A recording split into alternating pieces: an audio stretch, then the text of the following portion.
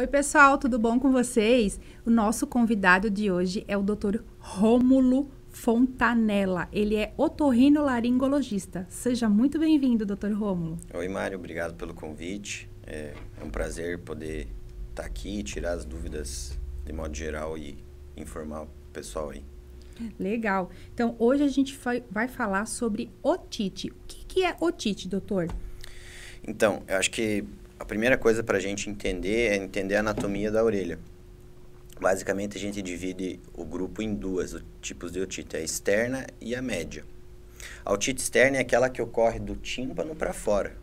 Então, é um tipo de otite, que causa secreção, que é aquela que é comum, que acontece depois de exposição à água. O paciente vai na piscina, vai no mar, vaza, sensação de trancado, bastante dor à palpação, fica bem inflamado. Essa é a otite externa. O tratamento é tirar, aspirar e passar gota tópico. Isso é uma coisa. A otite média já é uma inflamação dentro da orelha média, que é esse como se fosse um quadradinho aqui, que é para trás do tímpano. Então, não é uma infecção para fora, não se vê, a gente é do tímpano para trás. E isso é diferente porque aqui é pele na orelha externa e lá é um tecido respiratório, do mesmo tecido respiratório que reveste as cavidades nasais. Então, a sintomatologia é outra, a causa é outra, o micro-organismo é outro. Enfim, na otite média, o que acontece? Essa periósteo que recobre a orelha média faz uma inflamação nele, por conta desse micro-organismo.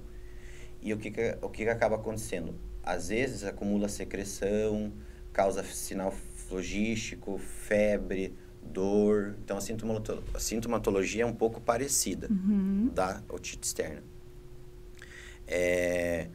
O que a gente vê na prática? É uma otite bem mais comum em crianças, tá? Por um motivo. A tuba auditiva, que é isso daqui, na criança, o que ela é diferente do adulto? Ela é mais horizontalizada e mais curta, tá? E sempre, 90% das vezes, a otite média aguda é uma consequência de uma IVAS. O que é uma IVAS? É uma infecção de viária superior. Então, a criança tem um resfriado comum, ou tem uma gripe, ou tem uma adenoidite, ou tem uma rinocinusite, lá na cavidade nasal. E no fundo da cavidade nasal é onde a tuba auditiva abre.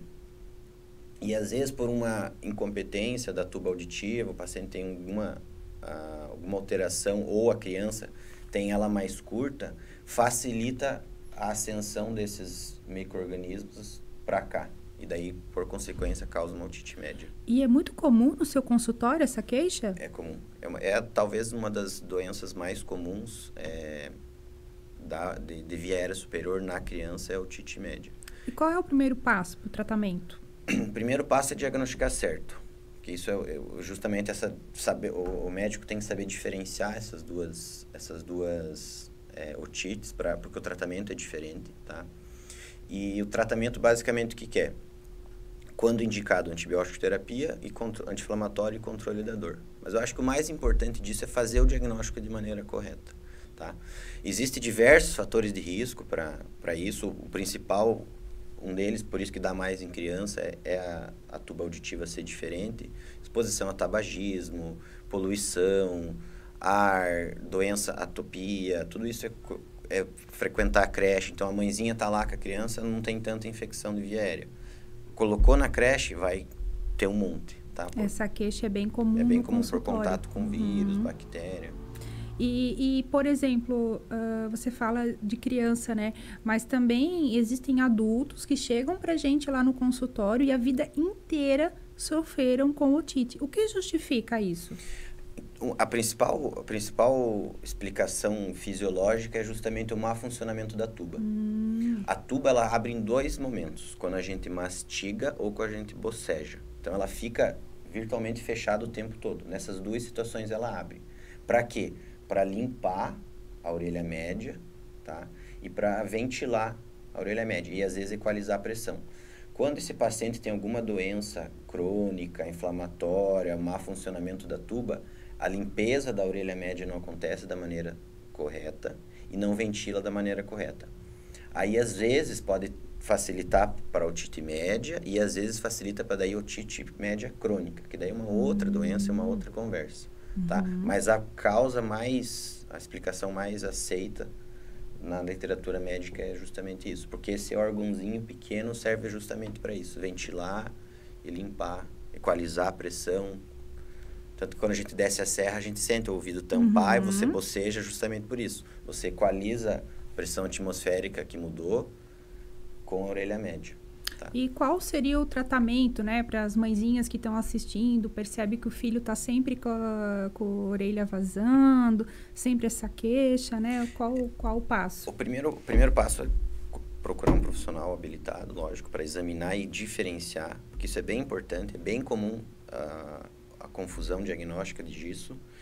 E alguns cuidados na criança pequena a gente sempre pontua isso, porque são os fatores de risco são fatores de risco modificáveis pela mãe, não pelo médico. O médico atua no quadro agudo, quando tem indicação de antibiótico, enfim, ou às vezes cirurgia, mas a maioria dos fatores é lá em casa que vai fazer. Então, tem alguém que fuma, afasta. Atopia, então cuida da rinite da criança. Amamentação.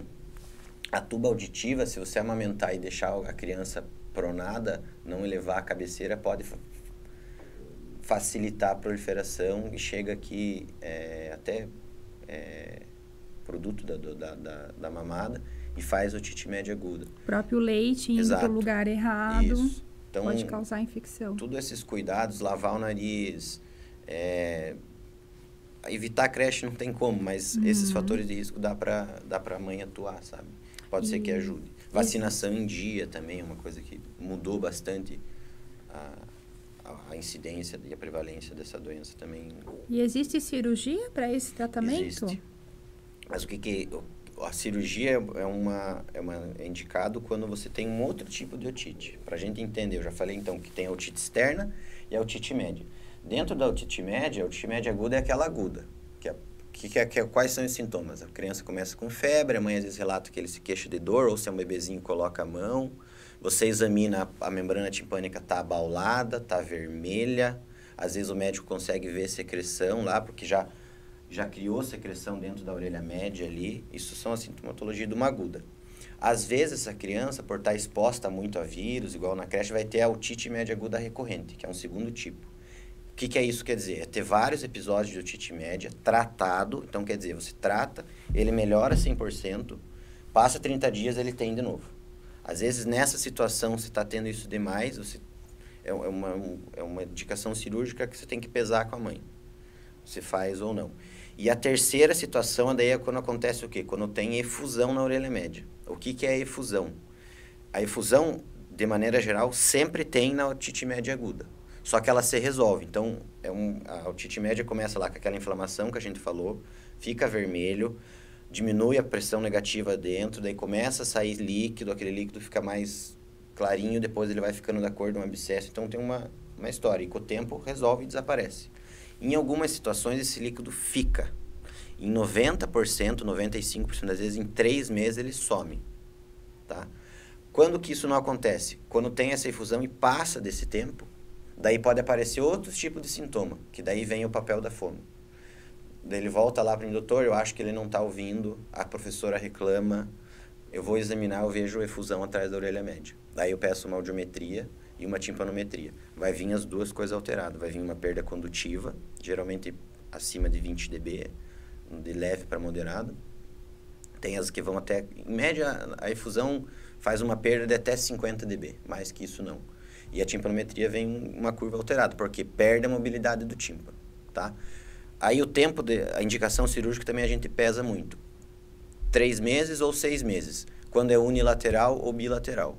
Se isso persistir e o paciente continuar tendo queixa, a gente indica a cirurgia. E daí qual que é a cirurgia? A cirurgia é aquela famosa colocação de tubinho de ventilação.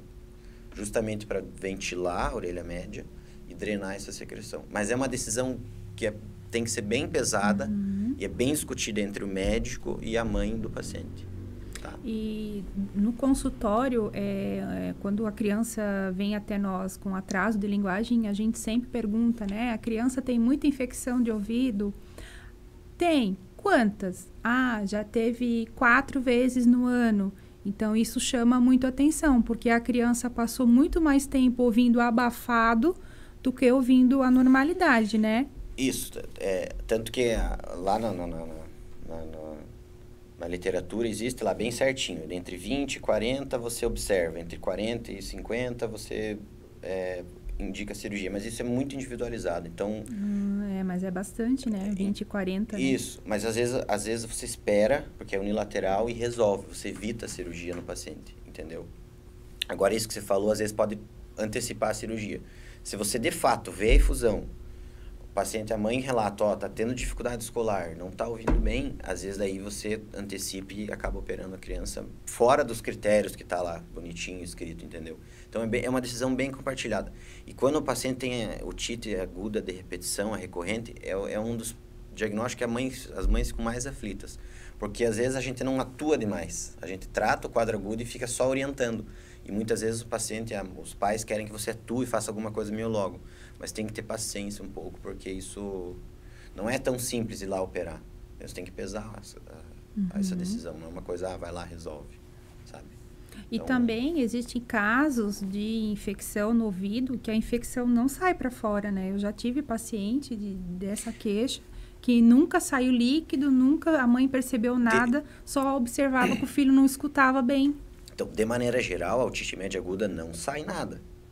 Em algumas situações, o que acontece? Acumula tanta secreção na orelha média que daí o tímpano insufla e ele acaba drenando, como um abscesso de pele. Infeccionou, fez aquela bolinha e sai o pus.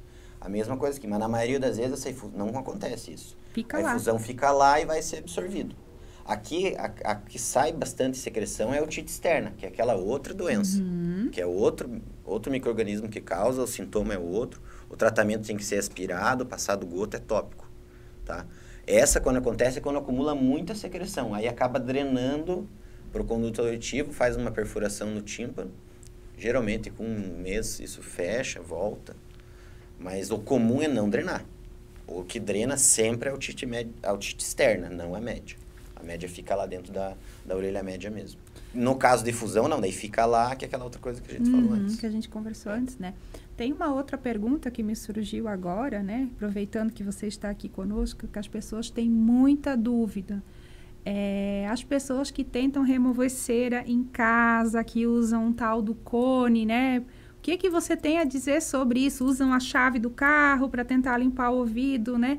Que tipo de queixa chega a você de pessoas que fazem esse tipo de manobra? Isso é uma das causas de otite externa, porque o paciente coloca um corpo estranho aqui, força, ele acaba machucando a camada da pele, porque essa pele que está aqui é igual à nossa pele da mão, enfim, só que ela é mais fina.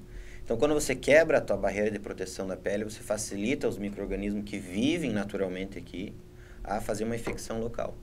Então, que vem de fora, né? Que é causa importante de otite externa. Quem tenta fazer limpeza. O conindu, o que acontece com o conindu? Ele, não é que ele cause otite externa. Às vezes pode causar por conta de traumatizar, mas às vezes traumatiza a membrana. Por coincidência, 2 semanas eu peguei um caso desse. Acabou machucando e fez uma perfuração de membrana timpânica. Então, o conindu, ele não é indicado para remoção de cera? Não. Fazer lavagem em lugar não habilitado, sem o profissional, porque às vezes o paciente pode ter uma alteração e você contraindica a lavagem. A principal é uma perfuração de tímpano. Então, vamos supor que você tem o tímpano perfurado e não sabe. Não pode lavar. Porque, teoricamente, a orelha média, ela é estéril. Então, você não pode jogar água na orelha média. Tanto que quando o paciente tem a membrana perfurada, a gente não fala, não pode mais mergulhar, não pode entrar água, porque vai infeccionar. Daí o paciente vai lá, como qualquer pessoa, e lava aquilo. Pode trazer problema. Não é comum, porque não é tão comum ter a membrana perfurada. Lógico, na maioria das vezes dá certo e eles continuam fazendo. Mas, de maneira geral, o ideal é olhar, examinar antes de lavar. Porque daí você tira com cureta, você tem outras maneiras de fazer a limpeza. Sim, a gente sempre conversa com as mães, né, que não precisa deixar a orelha do filho lustrada, limpar toda hora, né, doutora? É importante a cera para o nosso ouvido. E o que acaba acontecendo? A pessoa tenta limpar, ela coloca o cotonete aqui e acaba empurrando a cera. Ela tira o que o cotonete pega na entrada do conduto, mas o que está na ponta do cotonete, ele não faz isso. E vai acumulando, até acumular tudo e tampar e virar uma rolha de cera. E como você falou, a cera, ela serve para proteger. A cera, ela é hidrofóbica. O que quer dizer isso? ela espelha a água, ela não absorve a água. Ela tem lisoenzima e tem o pH baixo. Então, passa um bichinho aqui, espelha o bichinho. Então, ela serve justamente para proteção. Para não ficar úmido o ouvido, para não entrar corpo, inseto, enfim. A cera é para proteção. Algumas pessoas produzem a mais e, invariavelmente, vai entupir e tem que tirar, porque dá perda de audição. É a principal causa de perda condutiva é rolha de cera. Aí tem que limpar, sim, mas como você falou, não precisa lustrar, não precisa se preocupar. Limpa só a região externa com cotonete. Se for usar cotonete, eu nem indico usar. Pode passar só a toalha aqui até onde ela alcança. Qual seria a maneira correta de limpar? Se formos falar com o cotonete, a região externa e a entrada. Só. Até aí, acabou. Ah, eu me incomodo com água lá dentro. Pega um secador de cabelo, seca, mas não precisa ficar colocando o cotonete lá dentro, porque justamente vai acontecer isso. Vai acabar empurrando cera ou qualquer, enfim, resto de epitélio lá para dentro, perto da membrana do tímpano. Pode estar prejudicando mais, achando Exato. que está limpando. Na verdade, a gente precisa da cera, né? Em excesso, claro, que a gente precisa remover, né? Mas tomar um pouquinho de cuidado, né? Para quem está assistindo a gente, são dicas bem, bem importantes, né? Então, doutor Rômulo, o senhor gostaria de colocar mais alguma coisa? Eu acho que é isso. Eu acho que sempre procurar o profissional habilitado para fazer o diagnóstico é uma coisa bem comum, muito comum, na verdade, né? Otite média em criança. Para o médico saber diferenciar, tratamento, às vezes não precisa fazer antibiótico, na maioria das vezes, isso é uma coisa também que se confundem muito na prática. Tem protocolo lá de idade, se é unilateral, bilateral, para você passar antibiótico de cara ou não. Então não é assim, não né? É qualquer dor já está tomando antibiótico, tem que ser avaliado. É muito mais comum eu trocar a medicação quando eu recebo de outros profissionais do que manter, justamente por isso, ou tirar, porque na maioria das vezes não precisa, entende? Então acho que é importante, primeiro passo, diagnosticar de maneira certa e orientar bem. Isso é uma coisa de orientação dos pais. Daí entra outra coisa que, se a gente for discutir, paciente que tem hipertrofia da adenoide, a adenoide cria biofilme atrás da adenoide. O que é biofilme? Então, o paciente lá está tendo muita infecção de via aérea. Você indica o tubinho. Algumas vezes, se tiver hipertrofia da adenoide, você faz a cirurgia junto. Na segunda vez, sempre faz, se precisar refazer a cirurgia. Porque cria um biofilme na adenoide. O que é biofilme? É como se fosse um filme que fica morando vírus, bactéria. Então, essa criança tem bastante adenoide é aquela carne, lá né? no fundo do nariz. Que cresce no nariz. Lá no fundo do nariz. Que daí, quando cresce demais, a criança não consegue respirar pelo nariz e acaba se tornando um respirador oral. Isso é uma causa bem importante também, um fator de risco de otite. Então, doutor Rômulo, gostaria de agradecer a sua presença aqui no nosso canal, né? Foram informações importantíssimas para passar para os nossos pais, para os nossos ouvintes. E se você quiser deixar o seu contato, o doutor Rômulo atende em Gaspar, gente. A gente tem otorrino em Gaspar. Quiser deixar teu Instagram, teu telefone. Isso, eu vou... de novo, obrigado pelo convite, lógico. Eu tô aqui também, acho que há um ano. Você também tá mais ou menos um ano, né? Eu cheguei... Tô aqui há um ano, mais ou menos. Eu vou deixar meu Instagram, meu contato. Quem precisar de consulta, a gente sempre tá... Você atende criança e adulto? Criança e adulto. Todas as queixas em relação ao otorrino? De modo geral, Tontura, pessoa que tem dificuldade para respirar. Otite, perda de audição, disfonia, rinite alérgica. Pessoa que está rouca há muito tempo, né? Quer tirar dúvida, fazer um exame para ver como que tá as pregas vocais. Exato.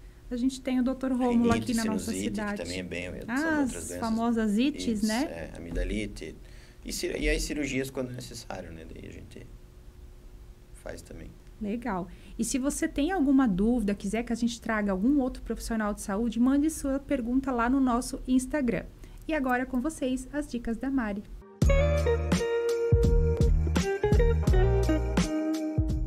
A dica de hoje é com a fonoaudióloga Jamile. O que você tem de novidade para a pessoa que precisa usar aparelho auditivo e tem dúvida? Boa tarde. Então, muitas dessas pessoas que têm dúvida de usar o aparelho, geralmente é por causa da estética, se o aparelho vai ficar muito grande ou não. Então, a gente até trouxe para mostrar para vocês Esse é o nosso aparelho auditivo da marca Resaude. Ele é bem pequenininho e ele alcança perdas profundas. Tudo depende da perda que você tem. Porém, os nossos aparelhos têm uma tecnologia que alcançam muitas das perdas. E se a pessoa quiser testar antes de comprar, ela pode? Pode sim, nós fazemos o teste gratuito. Então, você pode passar lá na Clínica Auditiva Barbieri, a gente cadastra o teu exame no sistema e você fica com o aparelho em casa por 3 dias sem pagar nada, para ver se você vai gostar ou não. Mas o aparelho traz bastante benefício. Muitas pessoas relatam que antes do uso do aparelho, eles ouviam o que as pessoas falavam, mas não compreendiam a mensagem. E depois do aparelho, essa compreensão ficou muito melhor. Então, pessoas até com depressão, porque não saíam mais. Eles se isolavam por conta da perda auditiva. E depois do uso do aparelho, eles falam que a vida melhorou muito. E você encontra na Clínica Auditiva Barbieri. Agende seu horário.